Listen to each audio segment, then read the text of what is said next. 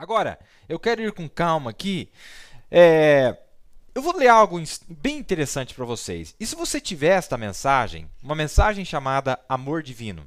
Nesta mensagem Amor Divino, o profeta cita, a partir do parágrafo 28, ele cita a experiência que ele teve com 3 diferentes espécies de animais.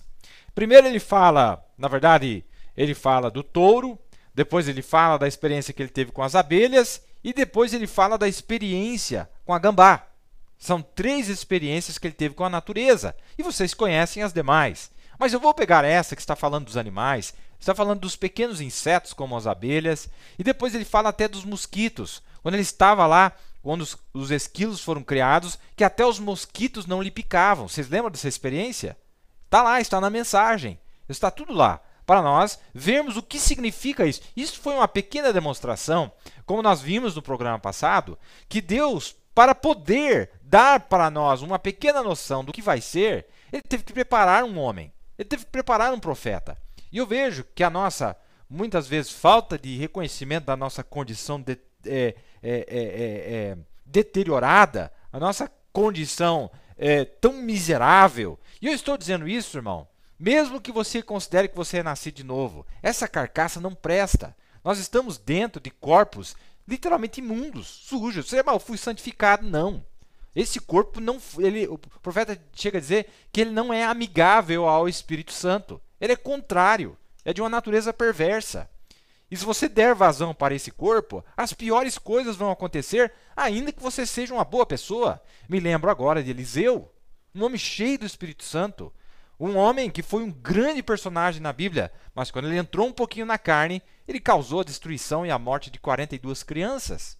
Um grande homem de Deus. Mas as suas palavras, impensadas, no momento de calor, de fervor das paixões humanas, da vaidade humana, da justiça humana, e aquilo acabou acontecendo. O profeta disse, aquilo ali não era para ter acontecido. Aquilo ali estava fora. Ele trouxe a morte de 42 crianças, não é? Ele disse que a culpa nem era das crianças, o profeta disse, era dos pais, que ficavam falando mal dele o tempo todo em casa. E ele deveria ter se policiado, e ele deveria saber que não era a culpa delas, não é? Então, nós sabemos que isso aqui não presta. Nós vimos no programa passado estes corpos vis, como disse Paulo, esses corpos vis. Olha que terrível. Nós temos, irmão. E aí você tem pessoas tentando jejuar por não sei quanto tempo, monges, budistas, etc., para tentar manifestar e tentar fazer com que as promessas de Deus aconteçam. As promessas de Deus não podem acontecer. Deixa eu ler para vocês, meus amados. E seja um pouco paciente antes de você atirar. Vamos ver o que o profeta diz para nós. Isso é para trazer um descanso para nós. É para trazer um entendimento melhor para nós. Agora, nós vimos, e em parte, como penhor, nós temos visto estas demonstrações, não só na vida do profeta, como nas nossas próprias vidas. Nós temos visto isso. Eu tenho visto isso, mas em pequeníssimas doses. O profeta viu um pequeno peixinho, depois a tempestade, e agora nós vamos citar aqui esses 3 animais. Eu encurtei um pouco porque eu tenho bastante matéria, mas você pode ler a mensagem depois. É muito bonito falando do amor divino. Então vamos lá. No parágrafo 28 diz assim, muitas pessoas falam dos animais selvagens. Você não tem medo deles, irmão Brana? Nunca. Eu amo eles. Aqui há pouco tempo, nos meus primeiros 7 anos como oficial conservacionista, ou como guarda florestal, eu quero que você note essa palavra aí, tá? Guarda florestal. Porque volta aqui um pouquinho para mim. Guarda florestal é aquele que cuida da natureza. Ele policia, ele vigia a natureza. E o profeta, olha a sabedoria de Deus quando ele desenhou a jornada do profeta na terra. Ele já era um guarda florestal. Olha que interessante. Ele era para guardar a natureza. Era para ele observar e cuidar da natureza. Vocês conhecem as histórias, tem tantas histórias que ele conta sobre os seus dias quando ele era um guarda, era um policial florestal. Aqui no Brasil nós chamamos de policial florestal. A polícia militar tem uma designação que serve para cuidar das nossas florestas aqui no Brasil. E a propósito, muitas pessoas criticam o Brasil e nós, com toda a nossa pobreza, com toda a nossa ignorância, com toda a nossa falta de equipamento, o Brasil é um dos países que tem mais parques reservas florestais em todo o mundo. Depois você entra no mapa aí, você vai ver o tanto de parques que tem. Aqui no Paraná tem muitos. Nós fazemos o melhor que nós podemos. E o povo só quer criticar, o povo quer falar mal. E sem contar que essas explorações vêm de fora. Compram os políticos, compram as pessoas para explorar a natureza. Não é? Mas tudo bem, esse não é o nosso assunto. Não estamos falando de política. Ele diz aqui, ó, quando eu era um guarda florestal, uma vez eu estava cavando uma pequena trincheira para jogar água nela para poder devolver os peixes no ribeiro. Você sabe como faz quando vai devolver peixe no rio, né? Você cava ali do lado e eles vão nadando até chegar no rio. E nós tínhamos que andarmos armados com uma pistola.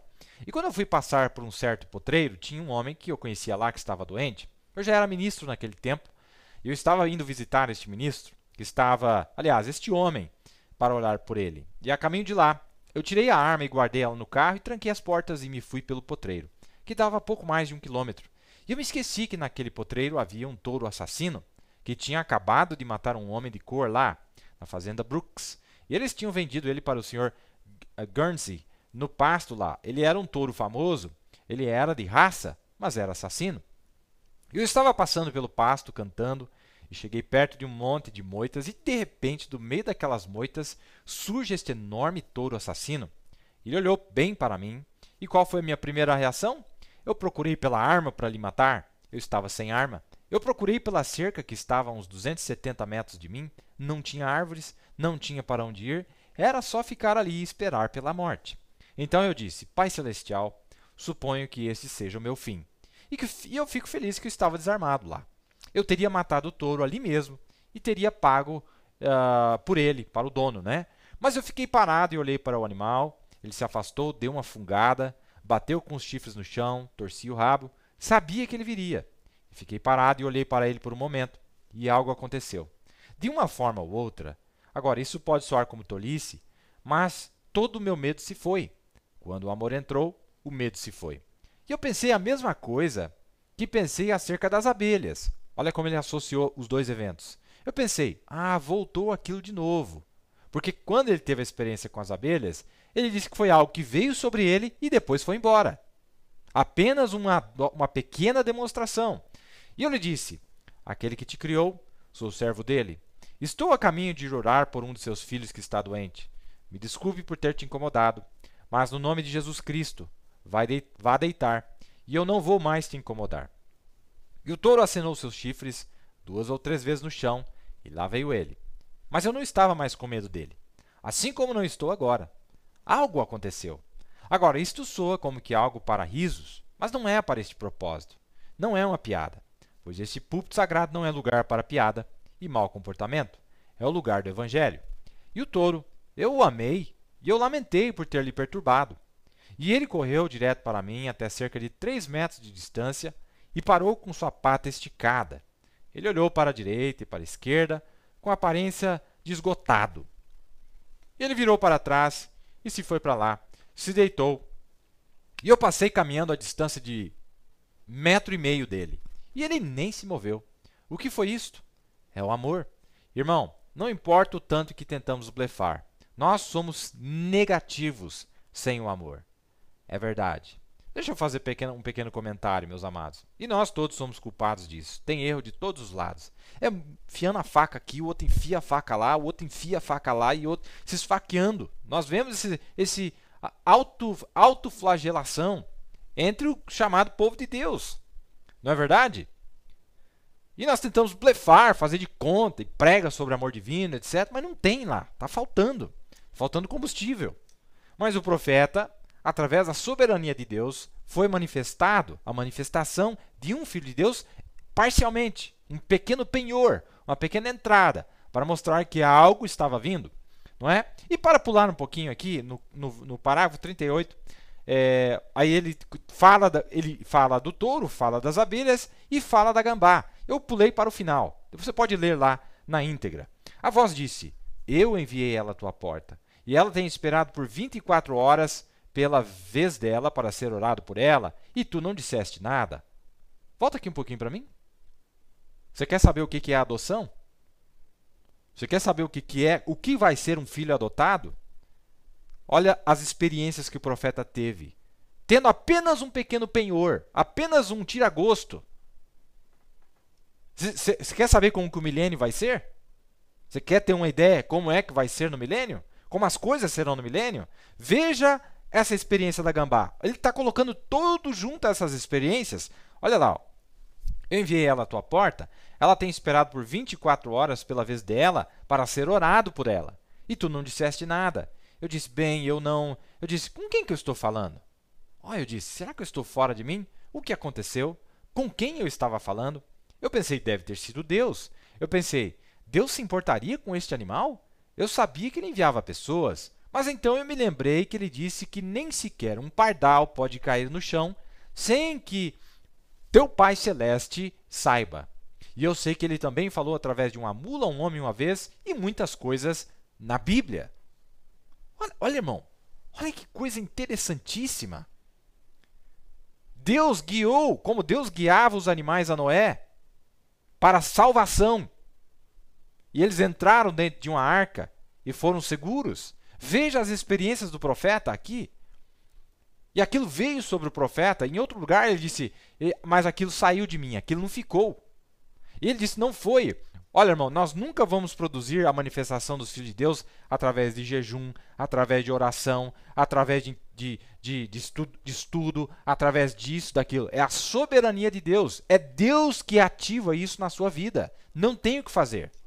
Mas vamos dar mais uma olhada aqui. Pois Deus prometeu que estas coisas aconteceriam, como nós vimos no programa passado já.